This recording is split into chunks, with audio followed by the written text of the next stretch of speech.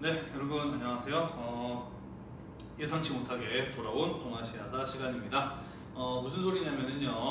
원래 오늘 수업하는 이 부분은 여러분들이 2학기 때나 아니면은 직접 학교에 나와서 배우게 될 부분에 해당했는데 오늘 아침에 급하게 정부에서 사회적 거리두기 4단계로 격상하겠다라는 뉴스가 발표가 되어서 여러분들이 다음 주에도 학교를 나오지 않고 온라인으로 수업을 해야 될 것 같아서 급하게 이렇게 또다시 수업을 찍게 됐습니다. 네, 몇 명 학생들이 안 듣는 걸로 알고 있어요. 그리고 대부분 학생들이 듣고 있지 않은 걸로 알고 있는데, 네, 맞아요. 이 부분 어차피 2학기 때 다시 한번 제대로 설명을 드릴 거거든요. 복습을 할 거기 때문에 일단은 방학 전에 수업 영상을 올리기는 올려야 되고 또 급작스럽게 온라인 수업, 원격 수업으로 전환이 되면서 마련된 영상이라고 하는 거 염두에 좀 두시고 수업을 들어주셨으면 좋겠습니다. 물론 그렇다고 해서 이 수업을 듣는 게 전혀 아무런 영향가가 없는 것은 아니에요. 분명히 예습 효과가 있을 것이고 어쨌든 수업 진도는 정상적으로 나가고 있다는 거 진지하게 여러분들이 받아들여 주셨으면 좋겠네요.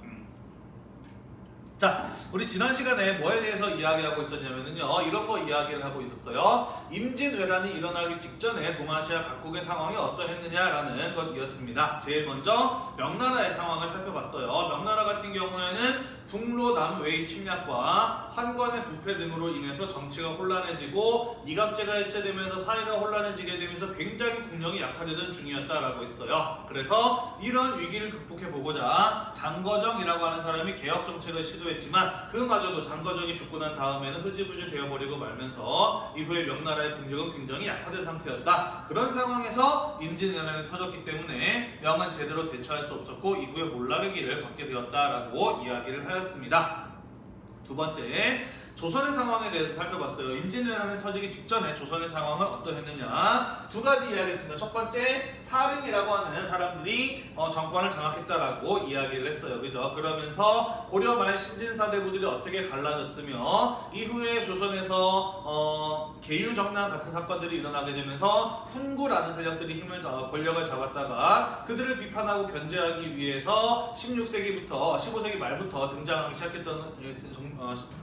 시작했던 정치 세력이 사림이었다라고 이야기를 했죠. 그리고 이들 사림이 16세기에 조선의 정권을 장악하게 되는데 이후에 동인, 서인, 북인, 남인과 같은 여러 개의 붕당으로 분열이 되면서 붕당 간의 대립이 격화되면서 정치가 점차 혼란해지게 되었고 이러한 상황에서 임진왜란이 터졌기 때문에 제대로 조선은 이에 대해 대처하기가 어려웠다라고 말씀을 드렸었어요. 그죠?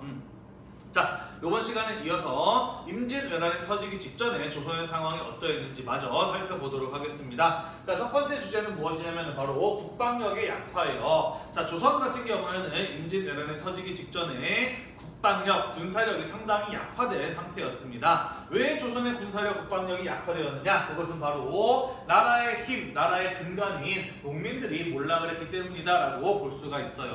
하나씩 설명을 해드리도록 하겠습니다. 배경부터 봅시다. 자, 조선 중기 이후로 가게 되면서 점차 양반들은 넓은 땅을 자신의 소유로 만들어 나가기 시작을 합니다. 이른바 양반 대지주들에 의해서 토지 겸병이 이루어지게 되어 겸병이라고 하면은 합치다, 나의 것으로 만든다, 겸한다라는 이런 뜻을 가지고 있죠.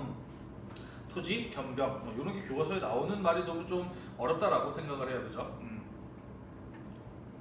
양반 대지주들이 점차 자신의 토지를 늘려나가는 것을 가지고 토지 겸병이라고 이야기를 해요. 자, 어떻게 대지주들이 토지를 늘려나갔느냐? 여러 가지 방법이 있습니다. 합법적인 방법으로는요, 농사짓지 못하는 땅을 농사지을 수 있는 땅으로 바꾸면서 자신의 토지를 넓혀나가는 것, 우리는 그런 것을 개간이라고 이야기를 하죠. 아니면 가난해진 농민이 어쩔 수 없이 땅을 팔게 되었을 때 그 땅을 돈을 주고 사들이는 구매 같은 방법을 사용을 하기도 했습니다. 아니면 이 양반이 가지고 있는 권력이라든지 이런 것들을 이용해서 농민들의 땅을 강탈, 빼앗기도 했어요. 특히 이런 경우들이 많았죠. 가난해진 농민이 먹고 살기 위해서 돈을 빌렸는데 그것을 갚지 못하자 빌린 돈 대신에 땅을 가져가는 이런 어떤 방식으로 토지를 점차 넓혀 나갔다라는 것이에요.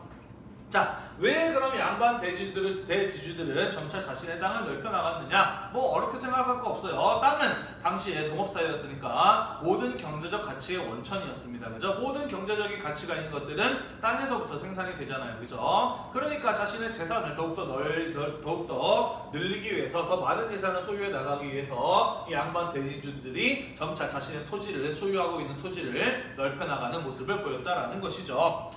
조금 더 어렵게 설명하자면 뭐 어차피 듣는 사람 몇 명 없으니까 조금 더 어렵게 설명하자면 이와 같아요. 자, 원래 조선 초까지만 하더라도 양반이라고 하는 신분은요, 과거를 통해서 관직에 진출한 사람들만을 양반이라고 이야기를 했습니다. 그런데 시간이 점차 지나면서 우리가 알고 있듯이 양반이라고 하면은 하나의 특권 계급으로 그 수가 늘어나게 돼요. 무슨 소리냐면은요, 이 관직을 가지고 있는 사람들뿐만 아니라 그의 가족들, 그 집안 사람들까지도 모두 다 통틀어서 양반이라고 부르게 되었다라는 것이죠. 당연히 그 많은 양반들이 나라에서 주는 월급, 녹봉만으로는 생활할 수가 없게 됩니다. 그죠? 또한 세금 수입으로도 살아가기에는 벅찰뿐만 아니라 벅차게 되는 그런 상황이 나타나게 됐다라는 것이죠. 자, 그래서 이 양반 대지주들, 양반들의 경우에는 이제는 내가 먹고 살기 위해서 나라에서 주는 녹봉이라든지 뭐 세금 지원 이런 것만으로는 부족하다. 내가 더 많은 토지를 직접 소유해야 되겠다. 그래야 우리 집안이 대대손손 잘 먹고 잘 살 수 있겠다. 라는 이런 어떤 생각을 하게 되었다라는 것이에요. 그래서 양반들이 점차 자기 소유의 토지를 넓혀나가는 토지의 겸병 등을 통해서 대지주로 성장해 나가게 되었다라는 것이에요. 무슨 말인지 이해가 되시죠? 자, 양반들의 토지가 점차 늘어나게 되었다라고 하는 것은 무엇을 말하는 것이냐? 반대로 이들에게 땅을 팔고 이들에게 땅을 빼앗겼다라고 하는 것은 점차 누구 소유의 토지가 줄어들게 되었다는 것일까요? 그렇죠. 농민들이 소유하고 있는 토지의 크기가 점차 줄어들게 되었다라고 하는 것을 의미한다라고 볼 수가 있겠죠. 그죠? 자, 농민들은 땅에서 농사 짓고 사는 사람들이 농민이에요. 그죠? 다시 말해서 이 농민들의 경우에는 토지가 없으면 살아가는데 굉장히 어려움을 겪을 수밖에 없는 사람들이었다라는 것입니다. 자, 결국 뭐 팔던지 아니면 빼앗겼던 땅을 팔던지 아니면 땅을 빼앗겼던 이 농민들의 경우에는 살아가기 위해서는 어떻게 할 수밖에 없었느냐? 양반들의 땅을 빌려서 농사를 짓는 소장농이 되거나 아니면은 자신의 신분이 그냥 아예 주인 집에서 먹을 것을 받아가면서 간신히 살아나가는 노비로 전락을 할 수밖에 없었다라는 것이에요. 아니, 빌려서 살아갈 수 있지 않았나요? 라고 할 수 있는데 물론 살아갈 수 있을 수 있습니다만은 자작농, 자기 땅을 직접 농사 짓는 사람하고요 남의 땅을 빌려서 농사 짓는 사람의 차이는 어마어마합니다. 왜냐면은 기본적으로 양반의 땅을 빌려서 농사를 지을 때는 이른바 병작 반수제라고 하는 걸로 했거든요. 뭔 소리냐면은 1년 동안 농사를 지어서 나온 생산물의 절반 가까이를 토지 소유자, 양반 대지주에게 땅을 빌린 값으로 줘야 됐어요. 다시 말해서 직접 자기 땅을 가지고 농사를 짓는 자작농에서 소작농이 되었다라고 하는 것은 기본적으로 1년 수입이 절반 이하로 줄어들게 되었다라고 하는 것을 의미한다라고 보시면 될 것 같아요. 자유로운 신분이 아니라 양반집의 노비가 된다라고 하는 것은 뭐 말할 것도 없죠. 그죠? 그 사람의 삶의 질이 얼마나 크게 떨어졌는지 이루 말할 수도 없을 것이다 라는 거예요. 자, 그래서 세금을 내고 군대를 가야 하는 이 농민들의 삶이 이렇게 크게 나빠졌어요. 농민들이 몰락을 하게 되었다라는 것입니다. 특히 이 노비들 같은 경우에는요, 사람이 아니기 때문에 세금도 안 내고 군대도 안 간다라는 것이잖아요. 그죠? 자, 그래서 이렇게 농민들이 몰락을 하게 되면서 조선 중기 이후로 가게 되면서 조선에서는 군대에 가야 할 의무를 가지고 있는 사람들, 군 복무의 인원이 크게 줄어들었을 뿐만 아니라 세금 수입 또한 크게 줄어드는 이러한 모습이 나타나게 되었다라는 거예요. 군대를 가야 하고 세금을 내야 하는 농민들이 몰락을 하게 되었기 때문에 국가적으로도 국방력의 약화와 세금 수입의 감소로 이어지게 되었다라는 것이에요.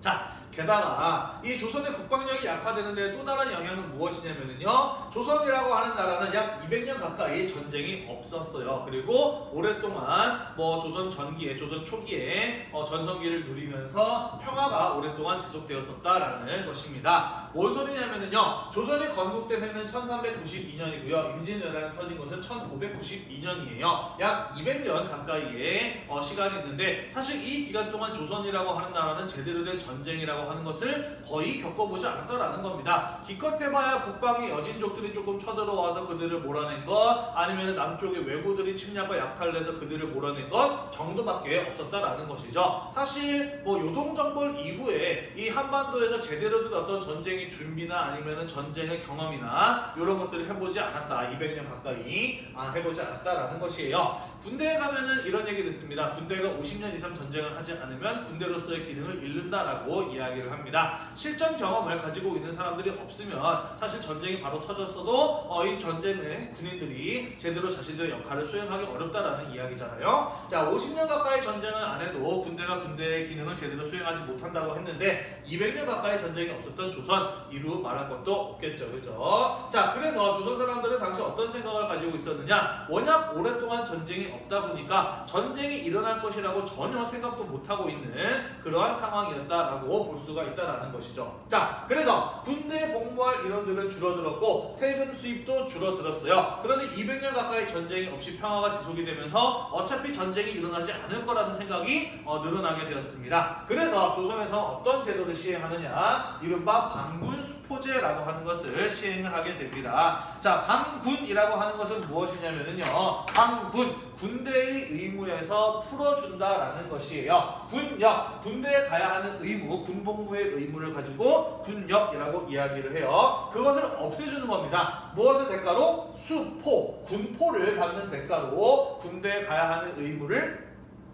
없애주는 제도가 바로 방군수포제라고 하는 겁니다. 군포라고 하는 것은요, 군대 가는 대신에 나라에다가 내는 옷감을 가지고 군포라고 이야기를 합니다. 당시 조선에서는 아직 화폐 경제가 발전하지 않았기 때문에 쌀이라든지 옷감 같은 것들이 물건을 사고 팔 때 또 세금을 낼 때 사용되던 것들이죠. 자, 다시 말해서 방군수포제라고 하는 것은 무엇이냐? 어차피 전쟁이 일어나지 않을 것이라고 생각했던 당시의 조선, 그리고 나라의 세금 수입이 줄어들고 있는 이런 상황에서 어떤 제도를 시행한 거예요? 어차피 전쟁이 일어나지 않을 거니까 군대 올 필요 없어. 군대 오는 대신에 차라리 돈 더 내 라고 하는 제도를 시행을 한 겁니다. 그게 바로 방군수포제라고 하는 거예요. 다시 말해서 나라에서 군포라고 하는 형태로 세금을 걷고 군대에 가야 하는 의무를 면제해 준 제도가 바로 방군수포제라고 볼 수가 있다는 것입니다. 그렇게 해서 조선 정부는 세금 수입을 확보하고자 하였고요. 정말 군인들이 필요할 때에는 그 군포를 거둔 군역 대신에 거둔 군포를 활용을 해서 군인들을 고용을 하는 이런 제도를 시행했던 겁니다. 그게 바로 방군수포제의 시행이었다라는 것이죠. 자, 이런 제도가 시행이 된다면 전쟁이 터졌을 때 동원이 가능한 군인의 숫자는 어떻게 되었을까요? 당연히 크게 줄어들었을 수밖에 없겠죠. 그죠? 자, 그래서 이러한 것들이 원인이 되어서 군인의 숫자가 크게 감소했던 것, 또 200년 가까이 전쟁이 없었던 것, 이런 것들이 원인이 되어서 조선의 국방력은 상당히 약화된 상태였다라는 것이에요. 그리고 전쟁이 일어날 것이라고 하는 것에 대해서 전혀 생각도 못하고 있는 이러한 상황에서 임진왜란이라고 하는 일본의 침략이 일어나게 되었던 것이죠. 당연히 조선은 이에 대해서 제대로 대응을 할 수가 없었다라고 볼 수가 있겠죠. 그죠? 네, 또 갑작스럽게 수업을 하니까 목이 되게 아프네요. 목이 아파서 조금 집중력이 떨어졌네. 자, 정리해봅시다. 조선 전기 이후, 조선 중기 이후로 가게 되면서 어떠한 변화가 일어나게 되었느냐? 양반들이 자기 소유의 토지를 늘려나가게 되었어요. 그러면서 농민들은 땅을 잃어버리면서 점차 가난해지게 되었다라는 거죠. 농민들이 가난해지게 되면서 나라에 들어오는 세금 수입도 줄어들게 되고 군대에 복무해야 되는 군대에 가야 하는 사람들도 크게 줄어들게 되었다. 게다가 조선은 200년 가까이 전쟁이 없다 보니까 어차피 전쟁이 일어나지 않을 거라는 생각을 하게 되었다. 그래서 군대에 오는 대신에 나라에다가 세금을 더 내게 하는 이른바 방군수포제라고 하는 제도를 시행하였다. 그러다 보니 동원 가능한 군인의 숫자가 크게 줄어들었던 것이고, 이러한 상황에서 임진왜란이 터지니까 조선은 이에 대해서 제대로 대응하기가 어려웠다라는 내용으로 정리해 볼 수가 있겠네요. 어렵지 않죠, 그죠? 조금만 집중하면 누구나 이해할 수 있는 내용이라고 생각을 합니다. 자, 하나 더 보도록 할게요. 당시 조선은 주변 국가들과 어떠한 외교 정책을 시행을 하고 있었느냐? 한마디로 정리해보자면 이른바 4대 교린의 외교 정책이었다라고 해볼 수가 있겠습니다. 4대 강하고 큰 나라를 섬기고 교린 이웃과 사이좋게 지낸다라는 뜻이거든요. 자, 4대 정책은 누구에 대한 정책이냐면은 그렇죠. 명나라에 대한 정책이라고 볼 수가 있습니다. 조선은 명나라와 조공과 책봉의 관계를 맺고 정기적으로 사실을 파견하면서 선지 문물을 수용을 하고 있었습니다. 당시 조선과 가장 우호적인 국제관계는 바로 명나라와의 관계였다라고 볼 수가 있겠죠. 그죠? 특히 조선의 경우에는 성리학 국가였다라고 이야기를 했잖아요. 그죠? 그리고 성리학은 중국이 세계의 중심이라고 생각을 하는 중화사상 같은 것들을 담고 있다라고 이야기를 했지 않습니까? 그죠? 따라서 중국이 세계의 중심이라고 하는 것은 당시 조선 사람들이 가지고 있었던 세계관과도 일치했다라는 것이죠. 자, 그래서 조선은 명나라를 큰 나라로 섬기면서 그들과 조공책봉의 관계를 맺고 명나라 중심의 동아시아의 국제 질서 속에서 살아가는 나라였다라고 이렇게 정리를 해볼 수가 있겠네요. 자, 교린 정책 같은 경우에는요, 일본이나 여진족을 대하는 정책을 말합니다. 그들이 필요로 하는 경제적인 자원이나 물자 아니면은 선지 문물 이런 것들을 전해주면서 그들과 우호적인 관계를 맺음으로써 일본이나 여진이 조선을 침략하거나 약탈하는 일을 막으려고 했던 정책을 가지고 이른바 교린 정책이라고 이야기를 합니다. 자, 우리 교과서에서는요, 임진왜란 전의 상황이니까 여진족보다는 일본에 대한 설명이 나와 있는데, 자, 일본과의 교린 정책에 대해서 설명을 해보도록 할게요. 조선은 일본과 삼포를 중심으로 교역을 하고 있었습니다. 삼포란 부산포, 내이포, 연포를 말하는 것이고요. 오늘날 경상남도의 부산, 진해, 울산 같은 항구를 말하는 것이에요. 다시 말해서 조선의 경우에는 일본에게 부산포, 내이포, 연포라고 하는 경상남도의 세 군데의 항구를 열어주고 거기를 중심으로 교역을 하도록 허용을 하였다라는 겁니다. 우리는 이러한 무역의 형태를 가지고 이른바 삼포무역이라고 이야기를 해요. 자, 그러면 왜 조선의 경우에는 일본과의 무역에 있어서 전부 다 허용을 하는 자유로운 무역이 아니라 이렇게 딱 세 군데만 열어주었고 이 세 군데를 중심으로 무역을 하도록 하였느냐? 자, 그거에 대해서 우리가 좀 배경을 이해하고 넘어갈 필요가 있을 것 같아요. 요거 나중에 무역 파트에 가서 좀 더 자세하게 다룰 거거든요. 다시 한번 이야기를 할 것입니다만 일단 간단하게 배경부터 짚고 넘어가도록 할게요. 자, 조선이 일본에게 세 군데의 항구를 열어주고 그것을 통해서 교역을 허락하게 된 이유는 무엇이냐면은 바로 고려말 조선 초에 있었던 외구의 피해 때문이라고 볼 수가 있습니다. 자, 우리 지난 시간에 외구의 경우에는 전기 외구와 후기 외구로 나누어 볼 수 있다라고 이야기를 했잖아요. 그죠? 전기 외구 같은 경우에는 남북조 시대의 혼란으로 인해서 발생한 외구고 후기 외구 같은 경우에는 무로마치 막부시 때의 혼란으로 인해서 발생한 외구다. 전기 외구는 주로 한반도 지역을 약탈했었고 후기 외구는 주로 명나라의 동남 해안을 약탈했다라고 이야기를 했었잖아요. 그죠? 자, 여기서 말하는 외구는 그러니까 전기 외구에 해당한다라고 보실 수가 있겠네요.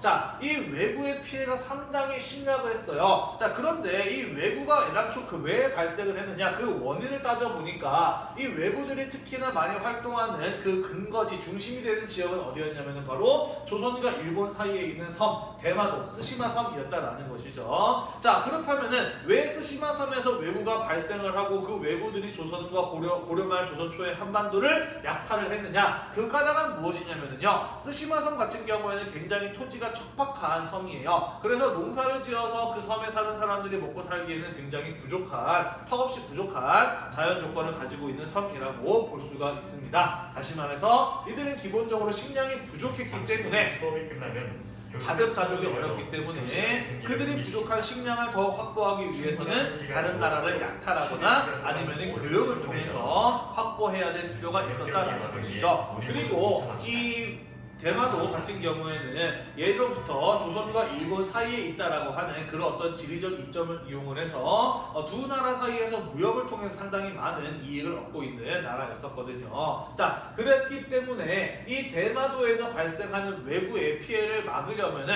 어떻게 할 필요가 있었느냐? 물론 쳐들어오는 외구를 때려잡고 직접 군대를 보내서 대마도를 정벌하는 그런 어떤 강경한 정책도 필요했습니다만은 이들이 가지고 있는 이러한 어떤 근본적인 근본적인 문제를 해결해 주지 않으면 기껏 때려잡아봐야 일시적으로 끝날 뿐이지 결국에는 또다시 이들의 식량이나 무역의 이익을 위해서 또다시 약탈을 하게 될 것이다 라는 것이죠. 자, 따라서 이 조선에서는 외구로 인한 피해를 막기 위해서는 그들이 가지고 있는 근본적인 문제점, 식량이 부족하고 무역의 이익을 얻기를 원한다는 이것을 어느 정도 해소시켜줄 필요가 있다라고 생각을 하게 되었다라는 것이죠. 자, 그래서 조선은 외부의 피해를 막기 위한 차원에서 이 세 군데의 항구를 열어주고 그것을 통해서 무역을 하도록 허용하였다라는 것입니다. 외국 피해를 방지하고자 하는 차원에서 교역을 허가했다라는 거예요. 다시 말해서 국가 대 국가 간에 혹은 사람과 사람 간의 1대1의 동등한 관계에서 자유로운 교역을 허용한 것이 아니라 약탈의 피해를 막기 위해서 어디까지나 베풀어주는 형태로 너네 많이 식량이 부족해서 먹고 살기 힘들지 우리가 무역을 어느 정도 허용해 줄 테니까 와서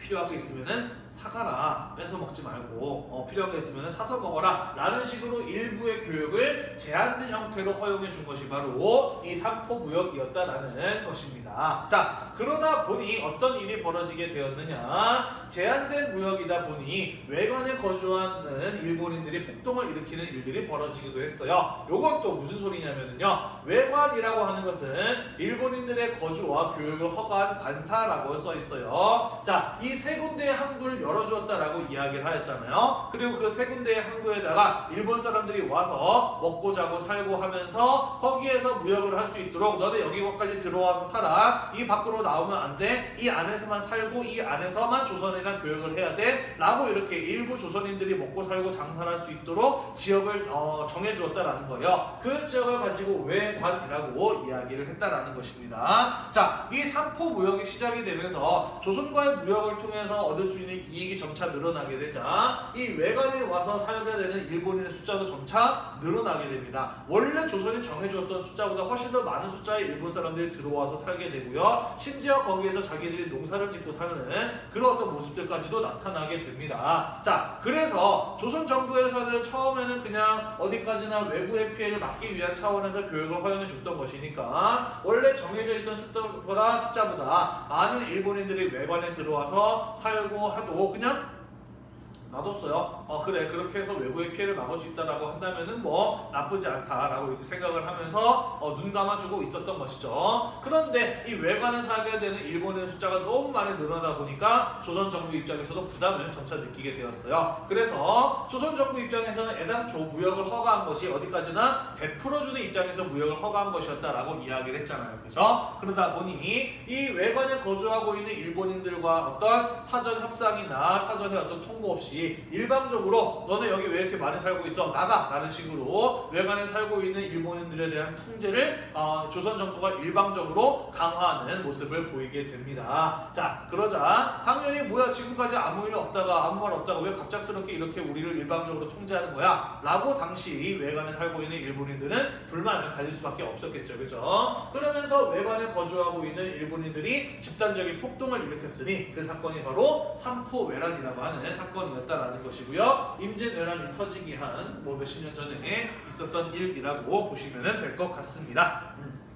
자, 그래서 이렇게 보시면 될 것 같아요. 조선은 임진왜란이 터지기 전에 이 외구의 피해를 막기 위한 것이 일본과의 관계에 있어서 가장 핵심적인 외교의 초점이었다라는 것이죠. 그러니까 일본과의 관계에서 걱정하는 것은 어떻게 하면 외부의 피해를 막을 것인가였지, 일본과의 전쟁이 일어날 것이다 이런 것들은 전혀 생각도 못하고 있었고 전혀 준비도 안 하고 있었던 그러한 상황이었다라는 것이죠. 다시 말해서 대외 정세, 일본이 어떤 나라고 일본에서 지금 어떤 일이 벌어지고 있는 대해서는 상당히 무관심했다. 기껏해야 외부들의 피해를 어떻게 하면 막을 수 있을 것인가, 그래서 어떻게 해서 그들과의 교육을 일부 허용해 줄 것인가, 이 정도밖에 일본에 대해서는 신경을 쓰지 못하고 있었다라는 것이죠. 그러다 보니 임진왜란이 터지게 되었을 때 조선은 그러한 상황에 대해서 제대로 대응할 수가 없었다라는 것이에요.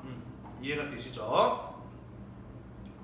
자, 원래 준비를 하고 수업을 했으면 좀 더 설명을 잘 할 수 있었을 텐데 갑작스럽게 사회적 거리두기가 4단계로 올라가게 되면서 급하게 찍다 보니 뭐 지난 시간에도 끝날 때마다 했던 말이지만은 네, 조금 설명이 선생님이 생각하기에 부족하네요. 매끄럽게 수업을 진행하지도 못했고 여러분들도 썩 잘 알아들은 것 같지 않다라는 생각이 드는데 미안하게 생각합니다. 다시 한번 이야기하지만 이 부분들 여러분 나중에 학교 나오시게 되었을 때 곧 2학기 때 다시 한번 정리해 드릴 테니까요. 일단 수업 들어두시고 그때 가서 다시 한번 정리를 하면서 부족한 부분들 잘 이해하셨으면 좋겠네요. 오늘도 수업 들으시라고 대단히 고생이 많으셨고요. 다음 시간에 마저 이어서 살펴보도록 하겠습니다.